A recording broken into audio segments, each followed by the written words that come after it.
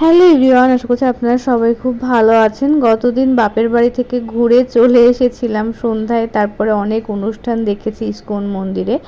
তো এই যে এখানে হচ্ছে বসে আছি, আপনাদের দাদাভাই কথা বলছে, আমি রেডি হচ্ছিলাম কি কি নিব, কারণ আজকের দিনটা থাকবো, কারণ মায়ের কাজ হচ্ছে আজকেই।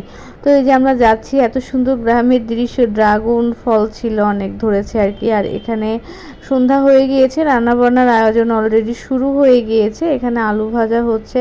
আমাদের আজকের আয়োজনে ছিল হচ্ছে খিচুড়ি ছিল, একদম সুন্দর করে ভুনা খিচুড়ি বলে যেটা, আর নিরামিষ খিচুড়ি আর কি। আর একটা সুন্দর একটা সবজি ছিল, আর সাথে ছিল দই আর মিষ্টি, আর সাথে ফল ছিল, বাতাসা ছিল, সব কিছুই ছিল। এখানে সব আয়োজন করা হচ্ছে। কিছু কিছু লোক এখানে চলেও এসেছে।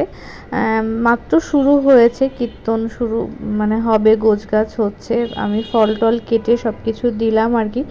আপনাদের দাদা ভাইয়ের রিদ্ধি একটু বাজারে গিয়েছিল পিসিদের সাথে, তো এই যে আসলো, সবাই বসেছে এখানে, বাবা এখানে ঘোরাঘুরি করছে, দেখভাল করছে আর কি কতদূর কি অবস্থা, কারণ অনেক লোকজনের আয়োজন করা হয়েছে। এই আর কি, একটা টেনশন তো কাজ করেই, এই আর কি। তো এখানে হচ্ছে সবাই বসে আছে, কীর্তন শুনছে আর কি। আমি একটু ঘরে ছিলাম, কারণ ঘরে সবাই আসছিল, বাইরেও এসেছি, কথা টথা বলছিল, যেহেতু অনেকদিন পরে বাড়িতে এসেছি, সেই ক্ষেত্রে সবার সাথে অনেক কথা হয়েছে। আমাকে অনেকদিন সবাই দেখে না, সেই ক্ষেত্রে দেখার জন্য অনেকে আসছে ঘরের ভিতরে, এই কারণে ব্যস্ত ছিলাম। তো দেখুন আস্তে আস্তে কিন্তু লোক অনেক বেড়ে গিয়েছে।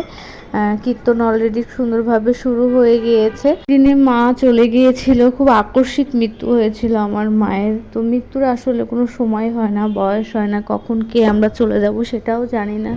সবাই আশীর্বাদ করবেন আমার মায়ের জন্য, আমার মা যেন স্বর্গবাসী হয়, এটাই আর কি। আর আমার মা চলে যাওয়াতে আমার মনের কষ্ট সারা জীবনই থাকবে। শুধু মনের কষ্ট না, জীবনটাই কিন্তু মানুষের ওলটপালট হয়ে যায়। মা না থাকলে দুনিয়াটা অন্ধকার লাগে। তো তারপরও নিজেকে অনেক মানিয়ে নিয়েছি, গুছিয়ে নিয়েছি, জীবনটা সুন্দর করার চেষ্টা করছি। কীর্তন শেষ, এখন সবার খাওয়া দাওয়া দেওয়ার পালা। দেখুন এখানে সবাই বসে গিয়েছে, তারপরে আরও লোক হয়েছে, যে লোকগুলা মণিকাকার ছাদে বসেছে। তো সব মিলে সব কিছু ভালো হয়েছে।